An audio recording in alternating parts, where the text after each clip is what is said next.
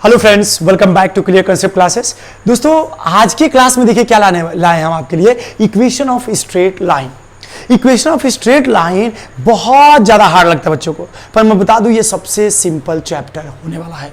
बिल्कुल गारंटी देता हूं, यदि आप ध्यान से इस चीज को समझेंगे मैं क्या बता रहा हूं, तो आपके लिए ये वाला जो चैप्टर है वो सबसे सिंपल लगेगा, पक्का फिक्स है। बस आप मेरे साथ लगे रहिए, मैं क्या चीज समझा रहा हूं आप उसको समझने का प्रयास करिएगा, और गारंटी देता हूं कि जब इस चैप्टर को मैं खत्म करूंगा उस समय पर, मतलब जो सारी चीज मैं आपको बता दूंगा उस समय पर आपको ये चैप्टर सबसे आसान लगेगा पूरे मैथमेटिक्स में। फिक्स है, आपके लिए एकदम आसान लगेगा, है ना। चलिए अब मैं बता दूं कि मैं यहां पर इतनी सारी चीजें लिखा तो हूं, पर मैं ये सारी चीज मैं आपको एक बार में नहीं बताने वाला हूं।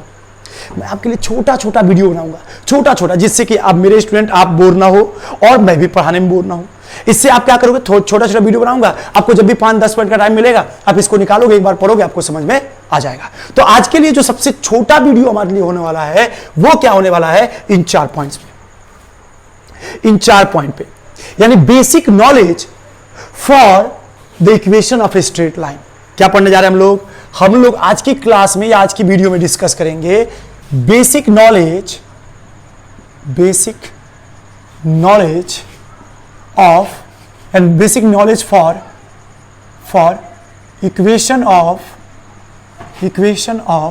a straight line। Straight line के लिए यदि किसी स्ट्रेट लाइन का हम इक्वेशन बनाना चाहते हैं ना, तो क्या क्या बेसिक चीज हमें चाहिए, अगर वो मैं बता दूं, वो मैं समझा दूं, तो आपको पूरा इक्वेशन आसान हो जाएगा। इसीलिए मैं पहले आपको यहां घेरूंगा, है ना। चलिए आइए, सबसे पहले हम लोग ये समझते हैं कि इंक्लिनेशन क्या हमारे पास। तो इंक्लिनेशन का मतलब होता है कि कोई line X axis, positive direction of x axis से कितना एंगल बना रही है। नहीं समझना, बताता हूं। देखिए मैं आपको कुछ डायग्राम से एक छोटा सा बना के दिखाता हूं यहां पे फिगर, ताकि आप इससे समझ जाओ। देखो सपोज करो कि कोई लाइन ये है। अब इस लाइन ने देखो ये जिस पॉइंट पे कट किया इससे इधर positive direction of x axis बोला जाता है। जिस पॉइंट पे कट किया उसको इसके इधर आगे क्या बोलते हैं, positive direction of x axis. आसान भाषा में बता दूं कि ओरिजिन के राइट हैंड साइड में जो होता है उसको positive direction of x axis बोलते हैं, और ओरिजिन के लेफ्ट हैंड साइड में नेगेटिव। तो हम यहां पे पॉजिटिव डायरेक्शन जो एक्स एक्सिस है, इससे हम एंटी क्लॉकवाइज डायरेक्शन में अगर घूमे तो कितना एंगल ये लाइन बनाया है, उसी एंगल को इंक्लिनेशन बोला जाता है। इंक्लिनेशन बोला जाता है, या एंगल ऑफ इंक्लिनेशन बोला जाता है। क्या बोला जाता है, एंगल ऑफ इंक्लिनेशन बोला जाता है। बस खत्म। एंगल ऑफ इंक्लिनेशन या इंक्लिनेशन क्या है आपको समझ में आ गया। सिंपली या तो इंक्लिनेशन आप बोल दो, या क्या बोल दो, एंगल ऑफ इंक्लिनेशन, तो आपके लिए चीज आसान हो गया। तो ये आपको समझ में आ गया। तो नेक्स्ट चीज जो हमें समझनी है वो है हमारे पास हॉरिजॉन्टल, वर्टिकल या ऑब्लिक लाइन। तो मैं इसको हटा देता हूं। आपको अगर पूछ दे कि व्हाट इज इंक्लिनेशन, बोलेंगे the angle which is made by A line in the direction with the positive direction of x axis in the anti-clockwise direction। Positive direction of x axis से एंटी क्लॉकवाइज डायरेक्शन में ये line ने कितना angle बनाया, उसी angle को angle of inclination या simply inclination बोल दिया जाता है। समझ में आ गया होगा, बिल्कुल मेरे ख्याल से, है ना। बस आप ध्यान सुनते जाओ, है ना, कॉपी पेन ले लो, बैठ जाओ, बस सुनते जाओ क्या मैं बता रहा हूं और आप उसको समझते जाओ। पहली चीज। दूसरी चीज, हॉरिजॉन्टल, वर्टिकल या ऑब्लिक लाइन क्या होती है। देखिए सपोज करिए कि ये फिर से हम वही कोऑर्डिनेट एक्सिस मान लिए, एक्स एक्सिस और वाई एक्सिस। तो ये सपोज करिए हमारे लिए एक्स एक्सिस है और ये हमारे लिए वाई एक्सिस है। अगर कोई लाइन ऐसा है जो एक्स एक्सिस के पैरेलल है, कोई लाइन कैसा है, एक्स एक्सिस के पैरेलल जैसा है ना, ये एक्स एक्सिस के पैरेलल है, तो मान लीजिए इस लाइन को नाम हमने दे दिया यल लाइन। यल लाइन जो है एक्स एक्सिस के पैरेलल है, तो इस लाइन को हम लोग बोलेंगे हॉरिजॉन्टल लाइन। क्या बोलेंगे बच्चों, हॉरिजॉन्टल लाइन, है ना।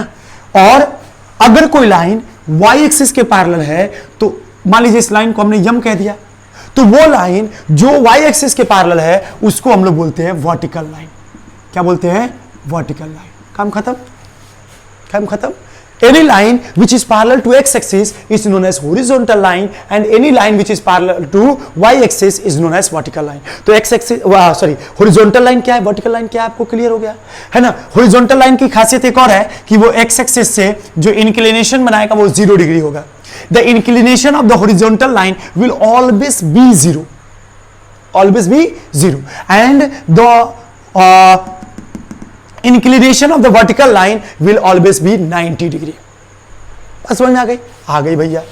अब भैया ये बताए कि ऑब्लिक लाइन क्या होती है। तो मेरे भाई अगर कोई लाइन मान लो इस तरह हमने पास करा दिया, अब ये लाइन कुछ एक्स एक्सिस से एंगल हमने बनाई, कुछ एंगल एक्स एक्सिस से बनाई, और ये लाइन ना तो y के पैरेलल है ना ही x के पैरेलल है। इस कंडीशन में इस लाइन को अगर यन लाइन कह दें तो ये जो लाइन होगा इसको हम लोग कहेंगे oblique line. Oblique line, a line which is neither parallel to x axis nor parallel to y axis is called oblique line।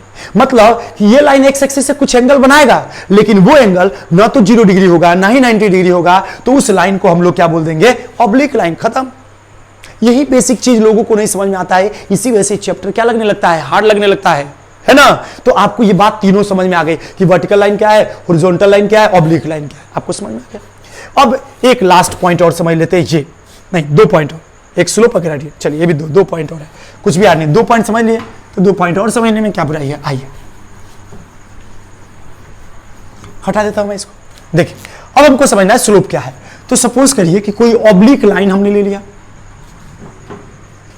कोई ऑब्लिक लाइन इस तरह से ले लिया, ये ऑब्लिक लाइन, और मान लीजिए कि ये जो इंक्लिनेशन बना रही है वो थीटा डिग्री बना रही है।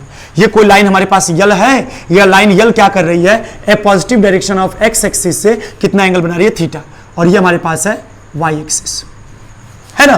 तो इस कंडीशन में ये जो थीटा की वैल्यू निकालूं ये क्या हो जाएगा, तो मैं देखिए अगर मैं इस थीटा के लिए tan थीटा निकाल लूं, इस थीटा वैल्यू के लिए जो एंगल हमें मिल रहा है उस एंगल का अगर tan वैल्यू निकाल लूं तो उसी tan वैल्यू को हम लोग क्या बोलते हैं, स्लोप बोलते हैं। इस स्लोप को यम से भी रिप्रेजेंट किया जाता है, तो m is equal to tan theta भी लिख सकते हैं। यानी जो एंगल ऑफ इंक्लिनेशन है उस एंगल ऑफ इंक्लिनेशन का tan वैल्यू निकाल लीजिए।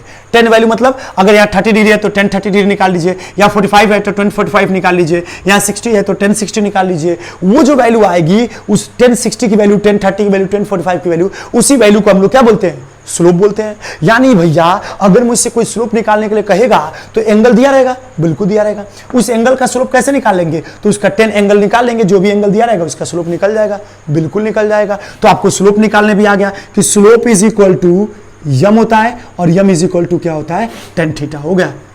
इसी को ग्रेडियंट भी बोलते हैं, क्या बोलते हैं, gradient, GRADIENT, gradient is equal to m या m is equal to tan theta. तो दोनों चीज क्या है, सेम है। तो हमारे ख्याल से आपको स्लोप भी निकाला आ गया। सपोज करिए कि भैया ने दे दिया ये 30 डिग्री है, तो इसका स्लोप कितना हो जाएगा, तो इस कंडीशन में इस लाइन का स्लोप हो जाएगा m is equal to tan 30 degree, ये हो जाएगा m इज इक्वल टू 1/√3, क्योंकि tan 30 की वैल्यू 1/√3 इसलिए स्लोप आ गया। अगर मान लीजिए भैया ने ये आपको एंगल दे दिया 45 डिग्री, तो आपका हो जाएगा m is equal to tan 45 degree, और tan 45 की वैल्यू होती है 1, स्लोप आ गया 1, स्लोप हो गया। इसी को स्लोप बोला जाता है ना। मान लीजिए हमने यहाँ पे 60 डिग्री दे दिया, तो इस कंडीशन में आपका स्लोप क्या आ जाएगा, तो स्लोप जो कि यम है इक्वल टू हो जाएगा tan 60 डिग्री, और tan 60 की वैल्यू क्या होती है, √3, तो इस कंडीशन में m इक्वल टू आ जाएगा √3, स्लोप आ गया। यम को ही स्लोप बोला जाता है। तो स्लोप निकालना आपने सीख लिया, बिल्कुल भैया स्लोप निकालने आ गया, है ना। इस तरह से हम स्लोप निकाल लेंगे। स्लोप निकालने का एक और फॉर्मूला भी होता है, मैं आगे वीडियोस में और बताऊंगा आपको, ठीक है ना, जिसमें 2 पॉइंट दिया रहेगा। जब ये इक्वेशन बताऊंगा ना तो उस समय आपको बताऊंगा। आइए ये समझ में आ गया। अब हम समझते हैं intercept made by the line on the axis. और अभी के लिए इस वीडियो में अभी ये लास्ट पॉइंट है जो हम पढ़ने जा रहे हैं। अगर ये चीज आपको समझ में आ गया, जो कि बेसिक नॉलेज है इक्वेशन बनाने के लिए, तो आपको आगे का जो इक्वेशन में बनाना सिखाऊंगा वो सबसे आसान हो जाएगा, ठीक है। तो चलिए मैं इसको भी आपको बता ही देता हूं कि इंटरसेप्ट क्या है, और कोई line X axis Y axis पर इंटरसेप्ट कैसे बनाती है, उसको कैसे निकालते हैं। देखिए बच्चों, सबसे लास्ट पॉइंट और सबसे आसान पॉइंट, सबसे आसान सबसे लास्ट, ये हमने मान लिया कोऑर्डिनेट एक्सिस, कोई दिक्कत ना है भैया। इसको एक्स एक्सिस कह लीजिए, कह दिया, इसको वाई एक्सिस कह दिए, कह दिया, हो गया। अब कह रहे हैं कि हमको इंटरसेप्ट निकालना है। सपोज करो कोई लाइन इस तरह से पास कर गई, ये लाइन यल है, फिर से मान लीजिए, तो ये लाइन ने वाई एक्सिस को कहां कट किया है और एक्स एक्सिस को कहां कट किया है, ओरिजिन से उसकी दूरी को ही हम लोग क्या बोलते हैं, एक्स इंटरसेप्ट और वाई इंटरसेप्ट बोलते हैं। आसान भाषा में मैं बता दूं कि ये line X axis, Y axis को और एक्स एक्सिस को किस पॉइंट पे कट किया है वही उसका इंटरसेप्ट कहलाता है, वही उसका क्या कहलाता है, इंटरसेप्ट। सपोज करिए कि ये कोई y = 4 पॉइंट है जहां पे इसने कट किया, तो ये 4 क्या हो जाएगा, y इंटरसेप्ट हो जाएगा। मान लीजिए x इक्वल टू -3 पे इसने कट किया है, तो -3 क्या हो जाएगा, x इंटरसेप्ट हो जाएगा। तो x और y इंटरसेप्ट का मतलब क्या हुआ कि जो लाइन हमने लिया है जिसका हम इक्वेशन निकालने जा रहे हैं, वो लाइन x एक्सिस को या y एक्सिस को किस पॉइंट पे कट की है, उसी पॉइंट को हम लोग क्या बोल देते हैं, y इंटरसेप्ट या x इंटरसेप्ट बोल देते हैं। खत्म। जैसे मान लीजिए कि एक लाइन ये है ऐसे पास की, तो x इक्वल टू मान लीजिए 4 पे कट किया इसने, 4 पे मान लीजिए 5 पे कट कर दिया, और y इक्वल टू -7 पे कट किया, तो x इंटरसेप्ट क्या हो जाएगा 5 और y इंटरसेप्ट क्या हो जाएगा -7।